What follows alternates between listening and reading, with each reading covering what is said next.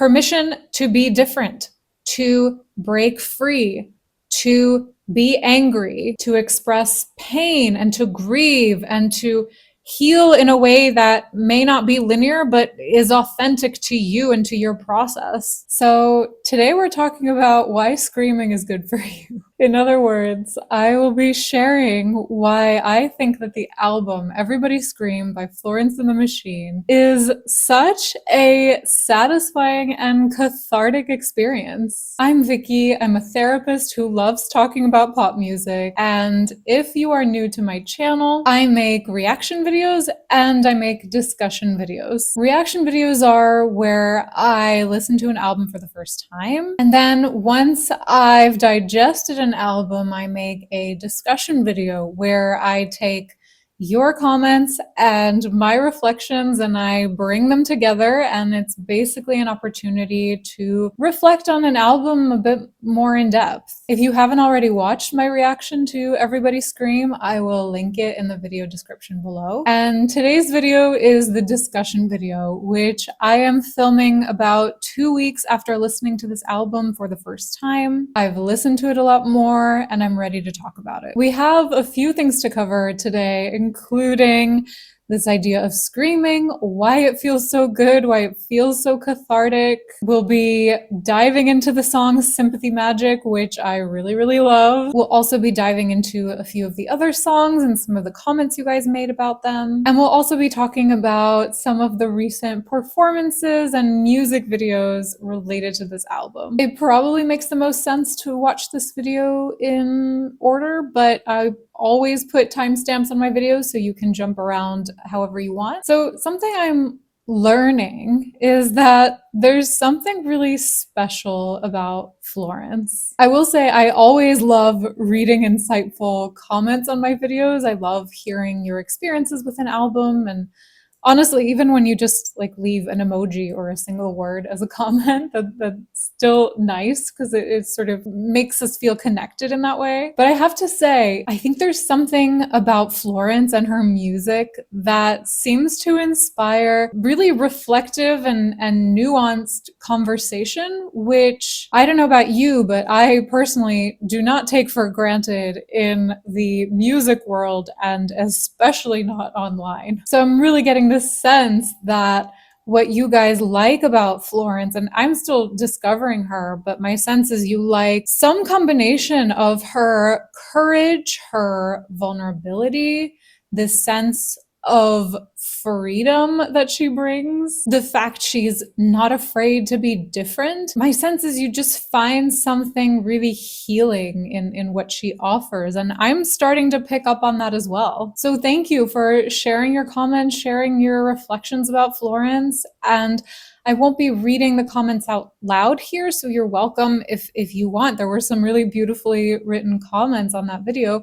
You can go check them out and read the original comments if you'd like to. And just a note, in case you are new to my channel, I do like to clarify that I will never diagnose or psychoanalyze anyone on this channel. I just would never do that with someone that I've never met personally, and I would definitely not do it on the internet. And my approach to this channel is kind of a music lover first, therapist second. I mean, the therapist perspective is kind of inevitable. I do bring that when I listen to music, but I don't usually lead with sort of therapy terms or psychoeducation or psychoanalytic concepts necessarily. Although in this video, you will hear a little bit of that just because I think this album just really brought something really strongly to mind. So I'll be sharing a little bit of that. But just know that when I do talk about emotions or psychology, I'm just talking about my experience with music. And I'm coming at it with the perspective of just appreciating music and maybe trying to understand ourselves a little bit better. But I'll never make assumptions about any individual specifically. And also, I'm sure that different people will have very different interpretations about music. And I think that's the beauty of art. We can have conversations about it and we can agree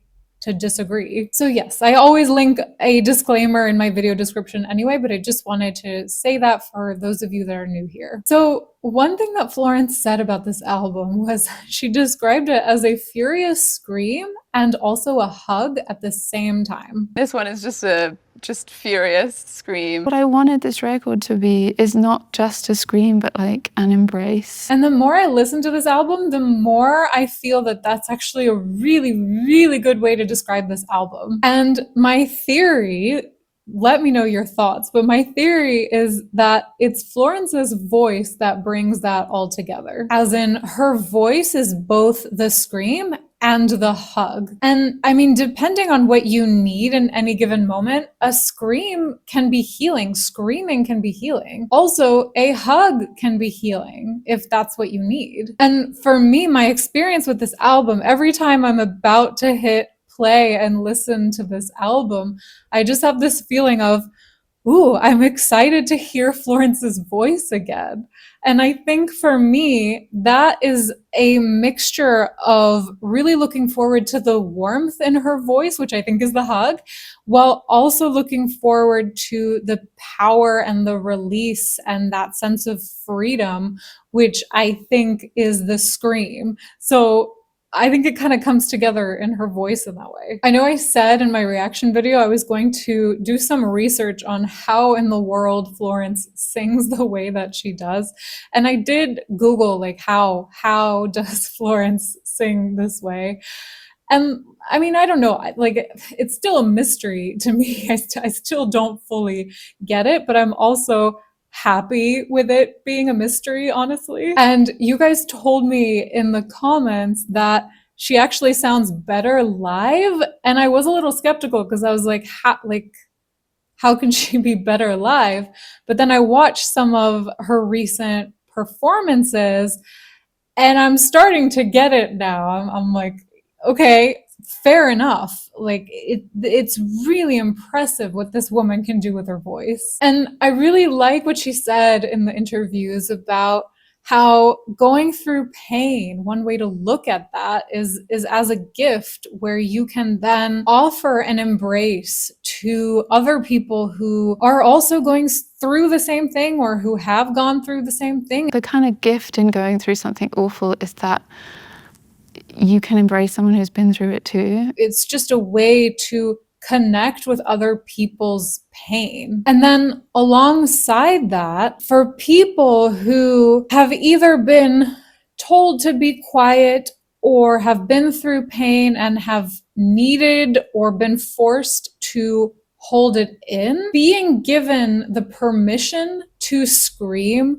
the permission to release that, and to no longer need to be good or quiet or contained is really, really, really therapeutic. I mean, one way to think of screaming is this sort of overcompensation from having had to quiet something probably for a very long time. So if you have in any part of your body or mind feelings like rage or sadness or grief that for whatever reason have not been able to come to the surface, screaming can be this symbolic or actually quite physical release and cleansing of the soul, which is where the catharsis comes in. Not to mention that I think other people's screams can also be healing. I mean, Florence says, I'll make you sing for me. I'll make you scream, suggesting that she really does get something from other people screaming, other people releasing their emotions. And I really like that idea of like coming together as a community, connecting over the screaming,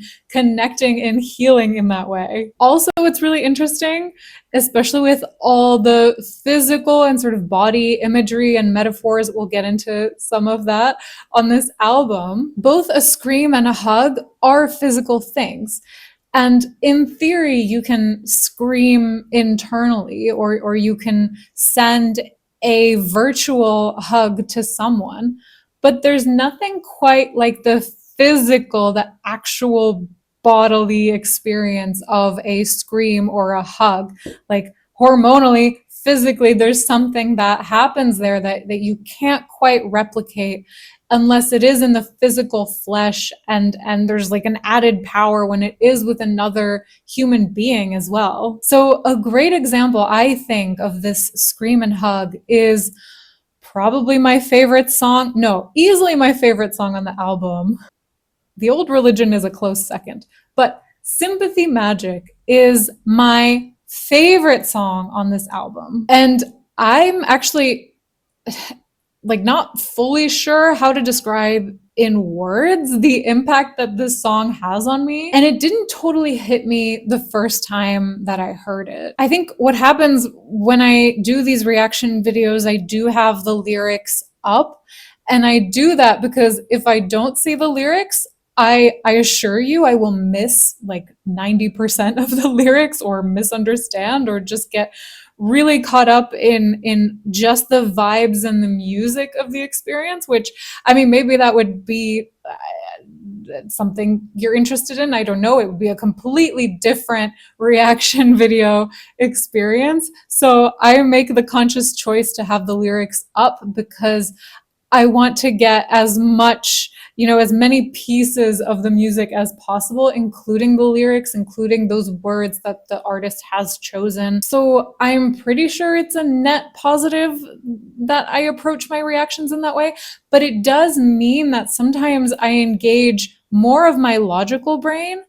And songs like Sympathy Magic, which are such a visceral experience, usually don't hit me until after a few listens, after I've listened without the lyrics. And in this case, there was actually some stuff that you guys said in the comments that helped this song really, really click for me. So the first thing you guys said is you highlighted that line, there is only after or before. So this line really feels like there was something traumatic that hit so deeply. There's a scar, right? It had left a scar that divided her life into before the thing happened and then after the thing happened. So there's really a sense in that song that something has impacted her in potentially a permanent way. And the second thing you guys said, which I didn't know about Florence, but she has spoken about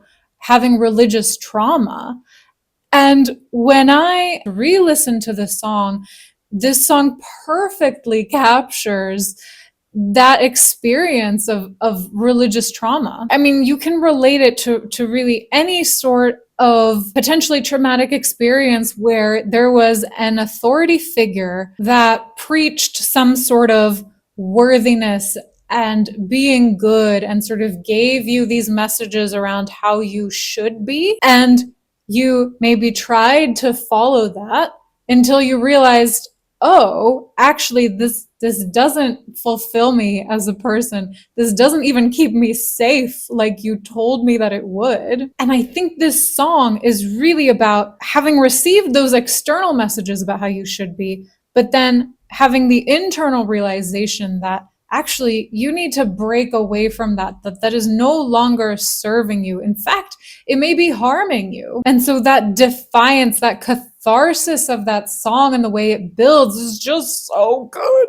And I love that the song it's the scream and the hug because it's letting you know you're not alone. And it gives you that permission to break free from rules that are overly rigid, things that are no longer serving you. And I really feel that there's this sense of permission. I know Florence is not giving it explicitly, but there's this, I feel this really strong theme in this album of giving us permission to be different, to break free, to be angry, to express pain and to grieve and to heal in a way that may not be linear, but is authentic to you and to your process. And of course, permission to scream. I mean, we could maybe argue that in this song, Everybody Scream, she's going beyond that. It's not even just permission. She's commanding us to scream. There's almost a sense of she's putting a spell on us and like inviting a scream, which we'll talk about the music video for that song. And this brings me to a slightly nerdy, potentially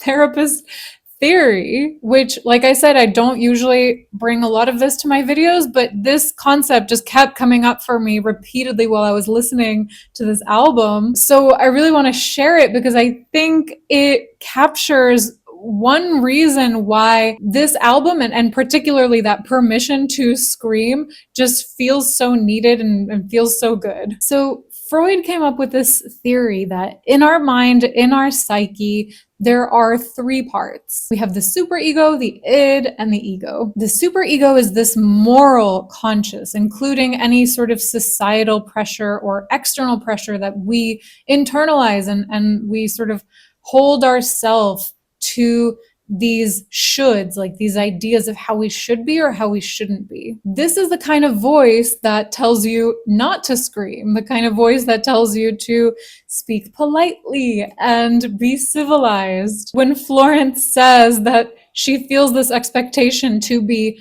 kind and extraordinary and normal all at the same time, that's the super ego that's holding you to this, honestly, like this impossible standard. This is also the line in Sympathy Magic that says, you know, if you're good, that will keep you safe. And in the Sympathy Magic video, I sort of see the part where she is fully clothed, she's wearing the long dress. That's the sort of should, like how one should be dressed, how one should be acting is sort of being symbolized there. And I do want to clarify, I'm not saying that the superego is a bad thing. Like sometimes having some self-control or having certain standards can be a good thing.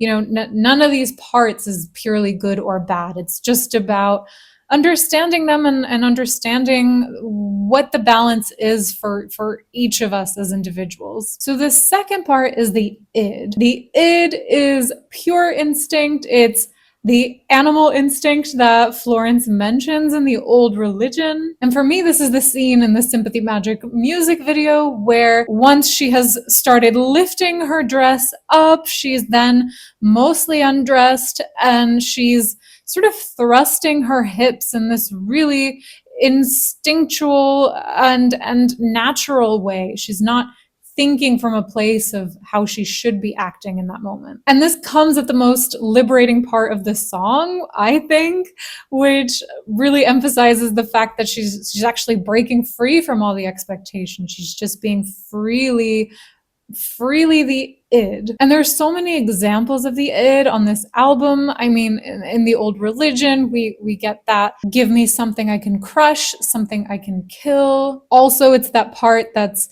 you know, you wonder why we're hungry for some kind of release. The Kraken imagery is very animalistic. And then I really love this line in Sympathy Magic, that sense of chewing on a feeling and spitting it out. Because the superego might say, well, it's not ladylike to spit. You know, you should chew your food and you definitely shouldn't spit your feelings. You should find another way to deal with your feelings, preferably keeping them in. And the id is like, F you, I'm gonna spit if I want to. And I think this explains why there's so much mouth imagery on this album. I know I was picking out a lot of the sort of mouth words and imagery, the spitting, the swallowing, the licking, drinking, screaming, coughing, breathing, panting, singing. I think it's because a lot of the time it's the id talking, it's that animal instinct. And in the diagram, the id is usually drawn at the bottom. It's sort of in the unconscious, because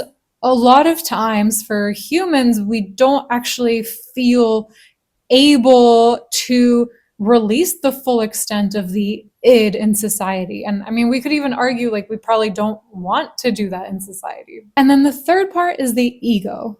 So the ego is the mediator between the first two parts, and it just wants to find this healthy, sustainable balance between the two. Sometimes it struggles to find that balance between the two in order to just help us survive, basically. So maybe the superego says, well, be quiet. And the id says, I need to scream at the top of my lungs. Maybe the ego can come in and say, well, let's find a compromise here. Let's scream, but let's do it on the stage, or let's do it in a song. That way it's still contained enough and socially acceptable enough where we're not harming ourselves or harming someone else. So when Florence says, I can come here and scream as loud as I want, she's actively demonstrating this balance between the id and the superego. And maybe there is some nuance because Florence has talked about how performing can actually hurt her. I mean, ideally, art is something that is not going to harm the artist or the public, but clearly there are still risks where sometimes, things can get out of control. We're only human. But I think what Florence is doing, which is really sort of lacking in pop music, is giving space to the id in a way that is really raw and just really honest. And of course, like if you completely unleash the id in an uncontrolled way, that will be dangerous. And Florence even hints at this in Witch Dance when she says, desire beyond reason, it's a ruinous thing. But I will say, most people don't actually have that problem. Like most people do not have too much of their id too present in their conscious mind. For most people, especially women, and I'm going to say women because historically it's been women, but I'm also going to say men because I would argue that in recent years, this has become more of a men's mental health issue too. For most people, the superego, if anything, the superego is too strong. So that voice that's telling you how you should be is kind of dominating the conversation. And that means that the id is getting suppressed, which means things like anger are probably coming out, because they do still come out, but anger is probably coming out in more indirect ways. I mean, Florence tells us in the old religion, she says, you can't outrun yourself. You can't outrun your id or your anger. And what you suppress will eventually come out. So it might come out as passive aggression. It might come out as self-hatred. And when it comes out powerfully, because it's been suppressed so long and because it's unconscious, so it's kind of out of our control, that can be really scary, which I think Florence also captures on this album. She really plays with the idea of fear. And by the way, anger is a natural response to oppression and to suppression. You guys mentioned in the comments religious trauma. Yeah, people who have been oppressed by a religious entity in a way that does not allow them to be their full self, it's understandable that they would feel rage. You guys also mentioned in the comments the patriarchy. In the song One of the Greats, Florence talks about how hard it is as a woman trying to fight against these standards. And yeah, patriarchal standards are the superego. It's that voice that is telling you that you cannot make boring music if you're a woman, that you have to meet these certain standards of appearance and quality of work. So yeah, basically for most people, the id is not coming out in the healthiest of ways. It's not really given very much space in our world. And so I think Florence is giving that space. I think this is part of the reason that this album resonates with a lot of people, because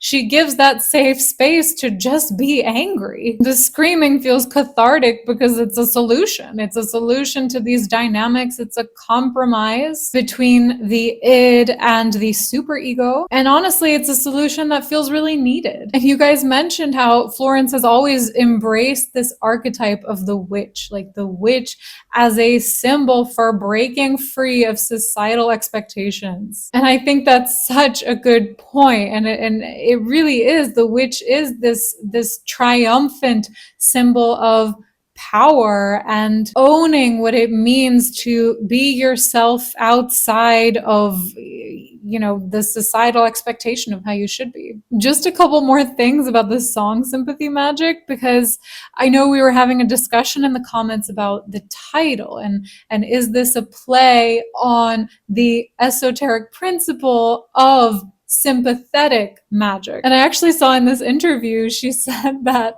she actually misheard the term. It's also just a mishearing because they said sympathetic magic and I heard it as sympathy magic. But that actually, even once she learned that the principle is sympathetic magic, she liked the concept of sympathy magic because it is about connection. But I also think the only good thing about going through something awful is that you can be there for the other people who went through it too. So I was thinking of sympathy in terms of this kind of magic. There's something about how one person may have an impact on other people, the way that she does on her fans and the way that her fans do on her. And then I really like the line in that song, which is, "Let the chorus console me." It does hint at that community again, that sense of, you, the chorus of fans, can offer me, like, your sympathy for my pain has a positive impact on me, and my sympathy for your pain can have the same thing. And it's really beautiful, that interaction. Okay, due to some technical issues, this part of the video is being filmed on a different day, but just pretend everything looks exactly the same and the transition is super smooth. Okay, so something else I have really been wanting to talk about in this album is this ambiguous you. So there were multiple moments on my first listen where I stopped and sort of asked myself, like, who is the you here?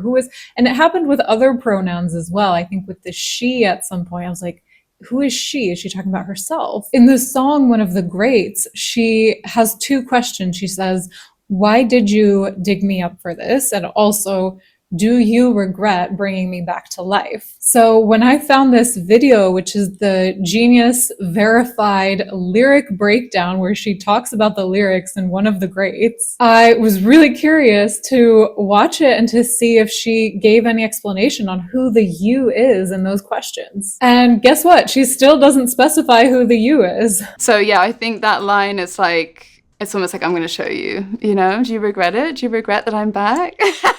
And I actually kind of love that the you is still unclear. Like, it's still ambiguous. And I think it's maybe the logical part of my brain that's sort of looking for answers here. It's sort of hoping to put things into nice categories and sort of know what songs are about. But I think trying to do that might actually be missing the point, and it might actually be missing what Florence is trying to do. Because I think the fact that these pronouns are ambiguous kind of highlights the fact that maybe you are more connected to me and to Florence and to us and to the you that is potentially something more than you and me and us. All of those yous are actually maybe more connected than we give them credit for. So in Everybody Scream, when she's saying she makes me feel loved, I mean, she could be fame,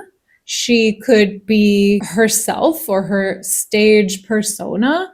It could be the woman in the front row at a concert. It could be any human at the front row of a concert. It could be the whole crowd at the concert. It could be the whole crowd as in the fans, not just at the concert, but just throughout the world. And then in Sympathy Magic, being good didn't keep me safe like you told me that it would. The you could be an individual. It could be an authority figure. It could be an entity, perhaps a religious entity if we go with the religious trauma theory. She could be talking to herself, like a part of herself. Maybe her superego told her, be good because it will keep you safe. Maybe she's even talking to a greater being, like a sense of she was given a message in a more general or from a higher up place. Similarly, while I was thinking about this, I was kind of wondering about the band name, Florence and the Machine.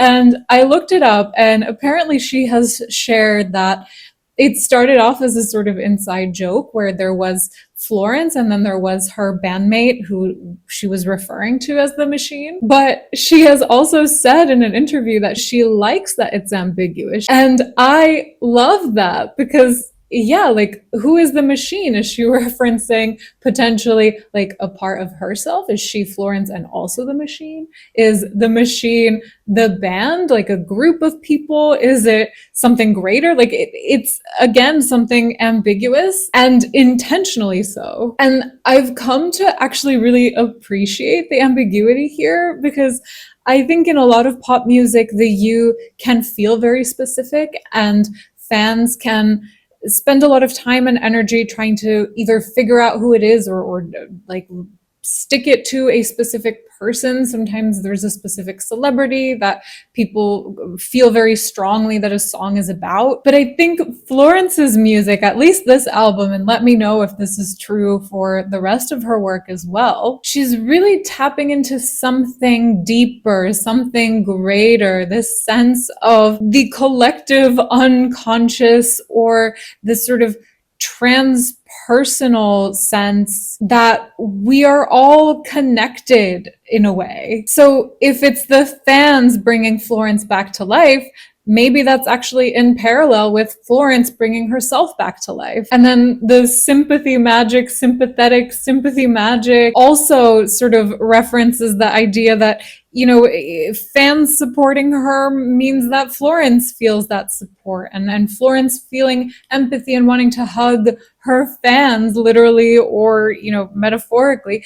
Fans can also feel that it really sort of cultivates that sense of community and connection in a much greater sense than just one individual talking to one other individual. Not to mention that the you can sometimes potentially be referring to something even greater than just humans. One of you shared your theories about the song You Can Have It All. And you said in the comments, and I agree, that I think it does depend on who you are ascribing the you to. On my first listen, the phrase "you can have it all" felt like this sort of the opposite. Like she was actually saying you can't have it all. Maybe at one point she believed you can have it all, but actually now she's telling us the realization, the grief that comes with acknowledging actually you cannot have it all. But another interpretation you shared is that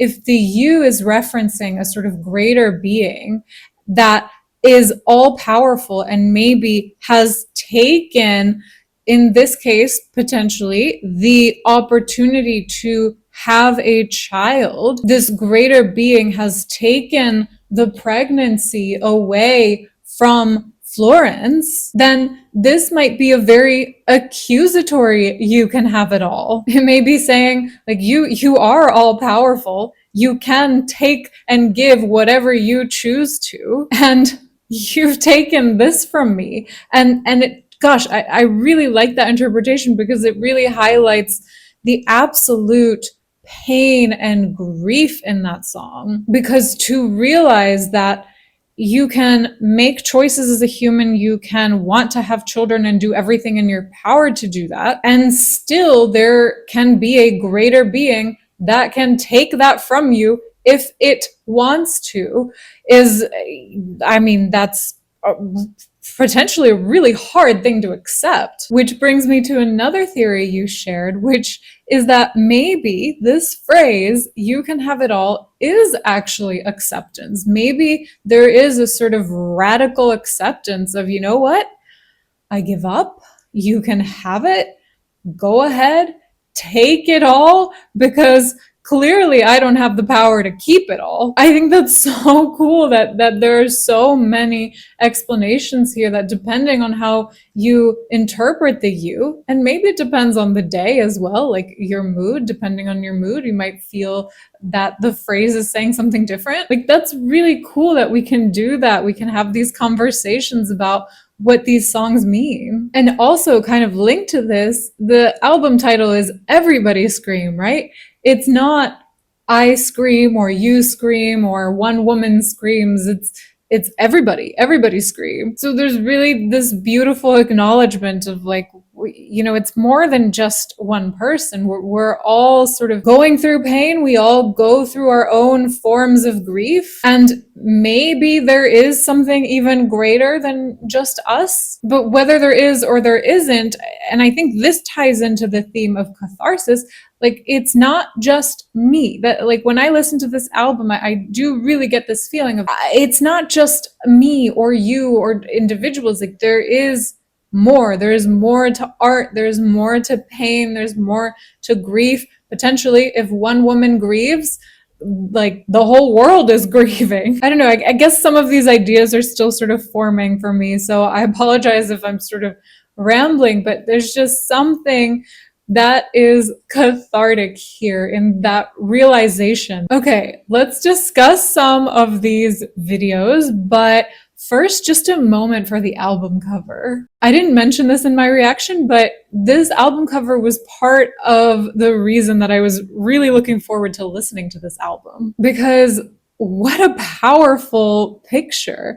I mean, one interpretation is maybe she's manspreading, and there's definitely something about the angle and how the lens sort of distorts part of this picture that does make you feel like she is in power. She's in power and we're looking at her. I mean, it's very one of the greats in that way. And I also like that if we use the sympathy magic visuals theory as a guideline, and we think of the superego as being when she's fully clothed and the id being when she's undressing slash fully unclothed, then on the album cover, she's in this in-between space. She's kind of lifting her dress up, but she's still wearing the dress.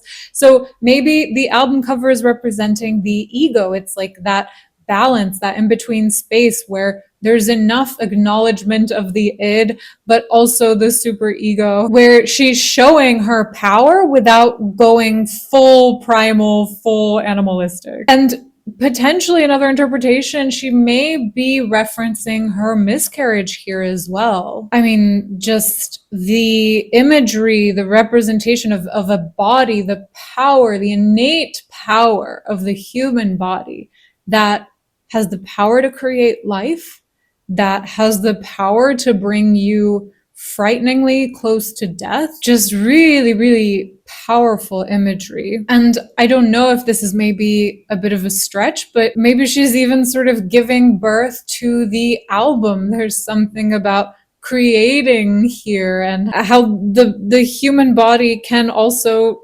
create. So yeah, just really powerful. I really, really like this album cover. Okay, let's talk about some of these videos that you guys recommended. So there's the hospital visit that one of you guys mentioned. I will link this below, and just in case you haven't seen it, it's really, really heartwarming. I mean, talk about Florence being a warm hug to those who are suffering.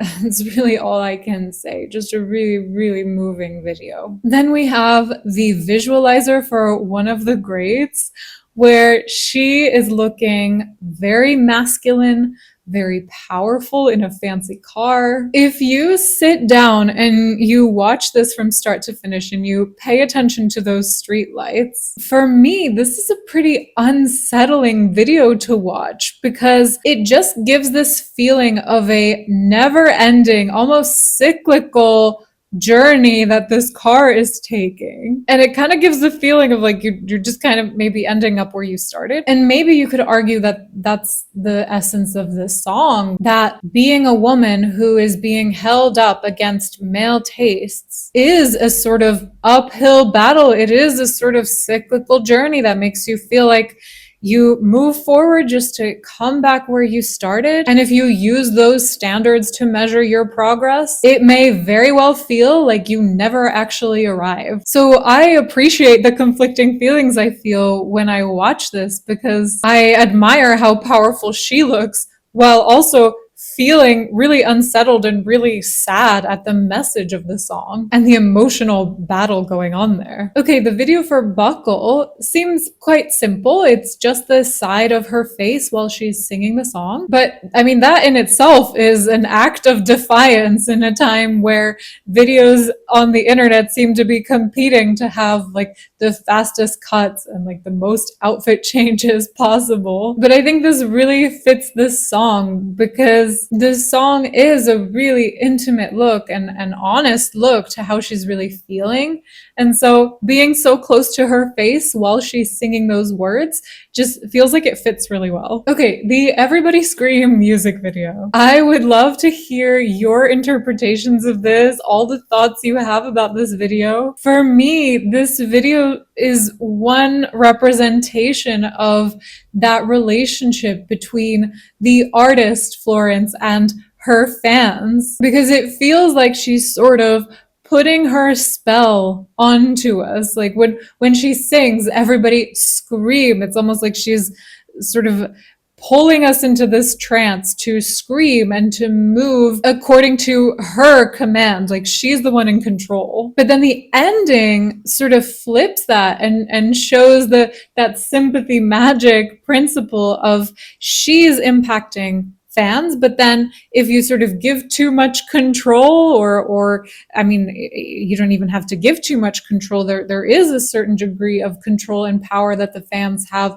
over her. And in a way, that ending sort of gives this message of what she does to them can also come back to bite her. So all this giving that she does to her art, she acknowledges that it does come at a cost to her. It can actually hurt her at times. Also, as a side note, I love that she's spitting out flowers because it goes with all the spitting in the album, spitting out my songs, spitting out my feelings. And also, when I finished watching this video, I think my favorite part was the beginning, like when the beat drops and she is walking towards us with this smirk on her face. It's such a power move and it's so satisfying to watch. And when I finished watching this video for the first time, that's the part that I really wanted to go back and watch again. And then I felt really validated to see that that's the most replayed part of the whole video. So really love that video.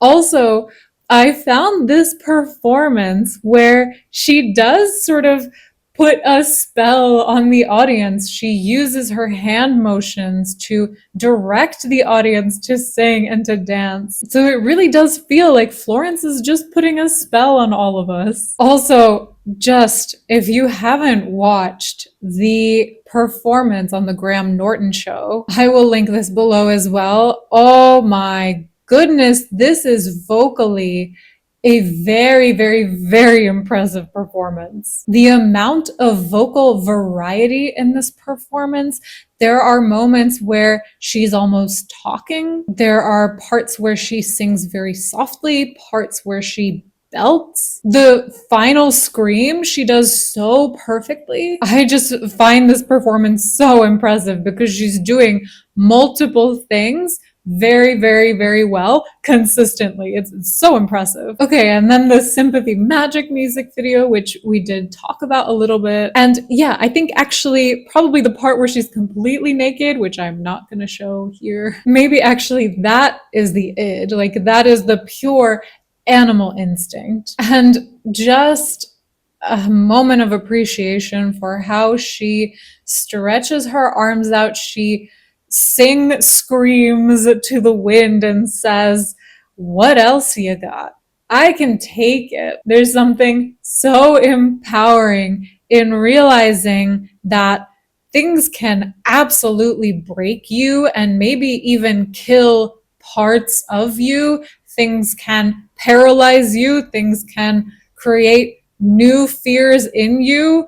That's what trauma can do. And even so, you can survive them because you have survived them. You have proof that you are more than those things that have happened to you. She just really captures that so well, because it's not the toxic positivity sort of what doesn't kill you makes you stronger. Like that to me always feels like an oversimplification. But I think in this song and in these visuals, she really captures the pain. Like she's not denying that going through something traumatic is painful, and it's very possible that you may never fully heal from it. That's human. It's human to have that scar, and yet still you can find a sense of inner strength. You can feel empowered regardless. So yeah, I'm just a big fan of this music video and of this song. I love this song. Something else you guys pointed out, and I'm so glad you did, these chamber editions. So if you guys haven't listened to these yet, go check them out. They're so well done. My favorite ones are the Sympathy Magic one, to no one's surprise, but also the Old Religion one. I said before, the Old Religion is one of my favorite songs on this album. It is probably the melody that pops into my head the most as I'm going about my day. And I think the chamber edition of this song just really highlights the power of Florence's voice. I'm someone who really likes to run while I'm listening to music, and the experience of running while listening to the Old Religion, like hearing Florence tell me, you can't outrun yourself, while I am literally, physically, some might say, trying to outrun myself. And then hearing just that building, powerful music while she is singing, I'm powerless. There is something so satisfying to me about all those contrasts. It just feels so real and so human. So thank you so much for telling me about those. I didn't know about these chamber editions, and they're just so good. Okay, I also wanted to take a moment for some more of these individual songs because you guys had some really interesting comments about them. So Perfume and Milk, one of you said it feels really primal, it feels really animalistic as a song because of that animal imagery of Florence after her miscarriage as an animal who is burrowing and licking her wounds and just taking time to herself to heal. And yes, I agree. I think that imagery is really beautiful. And there is more generally a theme in this album about how the body both holds trauma, like that scar that fades, but it doesn't go away, while also the body being able to heal, like the body as something that has strength and can actually get us through difficulty. Like the metaphorical licking of the wounds, like some animals have chemicals in their saliva that help them heal. So the metaphorical sort of chemical are internal resources that we have already within ourselves that we can reach for and cultivate to help us heal and to grow. Also, this is from the song where she talks about crawling out from under the earth, one of the greats. And as graphic as that is, and as violent as that is, it is actually the physical human body that's doing the crawling, that's bringing you back out from under the earth, that's bringing you back from the dead. And so once again, there's this sense of, yeah, the body has been absolutely just destroyed and has died, but it's also the body that's going to do the crawling of the healing to get you back on your feet, to bring you back to life. Another interesting thing about Perfume and Milk, you guys pointed out, is this reference she makes of downloading Revelations of Divine Love on her phone. It turns out that this is a book written by Julian of Norwich, who may actually be the first woman to write a book in English. She was very, very ill when she wrote this, and she wrote about these themes of suffering and compassion and God's love. And the line, "all shall be well," actually comes from this book. And it's really interesting that Florence is drawing this parallel between herself in modern day and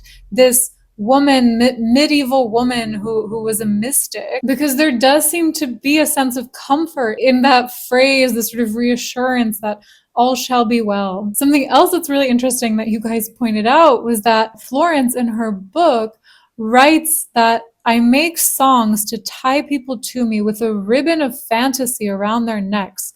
Such a beautiful bow that I hold in my fist and I will not let go.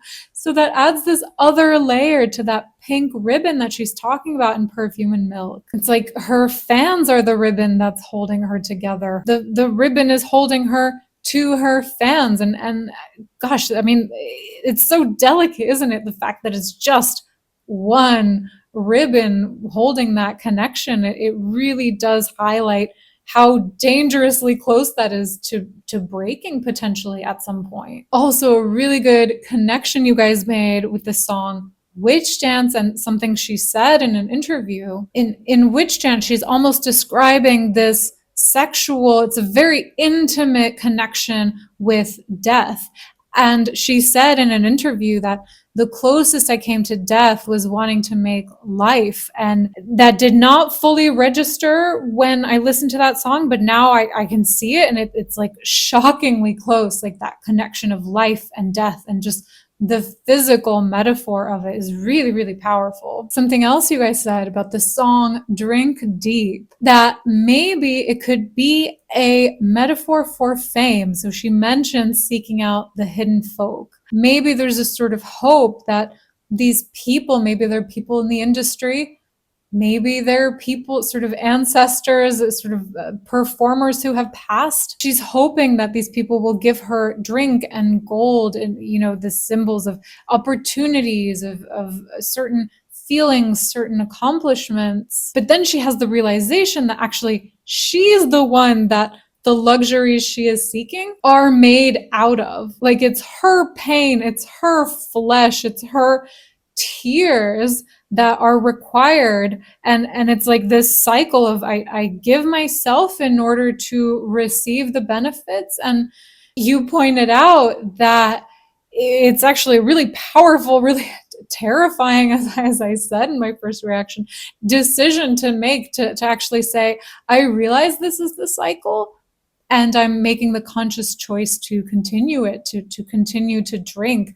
It's like really, really just haunting imagery. And she has also said that making art comes as a cost to her personal life. She used the words cost, sacrifice, and tax. She used all three of those words in interviews to describe that. So there is a real deep sense of like she's really giving a lot of herself in order to be doing what she's doing. And then just to end on a positive note, as Florence does on this album, you guys pointed out that the song And Love might be this spell, this sort of prediction, this manifestation trying to bring in peace into her life, because apparently songs she has written in the past, I think one of you said something about a line that says, I never knew my killer would be coming from within. I won't listen to it yet because maybe I will explore Florence's work in order as full albums at some point. But gosh, yeah, I understand that need to sort of to bring something positive into her life, to hope that if she sings about peace, maybe that will bring her peace, is a really beautiful concept. So thank you guys for joining me for this album discovery. I've really, really, really enjoyed it. Thank you again for commenting. And yeah, let me know if you think I should listen to more Florence. I kind of want to. So we'll see. Thank you for being here, and I'll see you in the next video.